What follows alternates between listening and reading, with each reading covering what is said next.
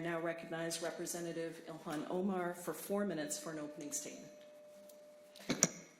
Thank you all for being here today. I want to thank Congresswoman Pramila Jayapal for co-hosting this field hearing to raise the alarm about Donald Trump's unlawful, aggressive, and authoritarian actions in the Twin Cities. I also want to thank my colleagues who came from across the country and testifiers for joining us here in Minnesota. What we are witnessing right now is unprecedented. There is no modern precedent for this level of federal overreach, violence, lawlessness carried out in the name of immigration enforcement. This is not routine enforcement. This is not about public safety. This is not even about immigration. This is about political retribution. The president said it himself this week. It is increasingly clear that the entire purpose of these actions is to provoke chaos and fear in order to justify invoking the Insurrection Act and expand the president's ability to rain terror upon American cities who do not vote for him.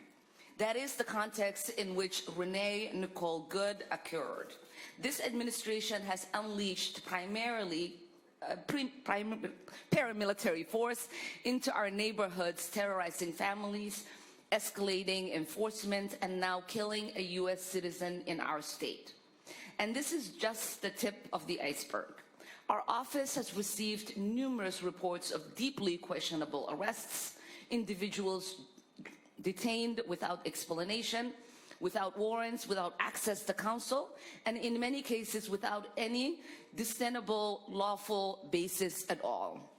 We have heard of agents pushing people because they look Latino or Somali, forcing them into car accidents where they smash windows, cut seatbelts, carry people away. Abandoned cars with broken windows have become a normal sight of daily life in the Twin Cities. Trump claims Operation Metro Surge is about targeting criminals. The reality is even more disturbing.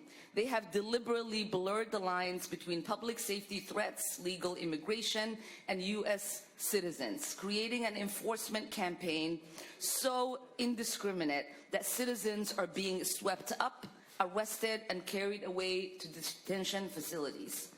In Minnesota, dozens of U.S. citizens have been taken into custody and released hours later. We have yet to see charges materialize because in nearly all instances, no federal charges are possible. Similarly, this administration has worked to reduce any semblance of due process, sending people out of state, specifically to prevent access to legal representation, separating them from their family, counsel, and open removal processes for refugees with no legitimate legal basis. This is the behavior of paramilitary force operating outside the bounds of law. This administration has been entirely unresponsive.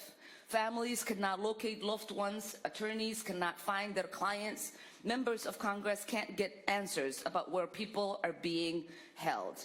In North Minneapolis, doors have been battered down without judicial warrants, as ICE has conducted door-to-door operations with guns drawn, actions that are neither legal or precedented.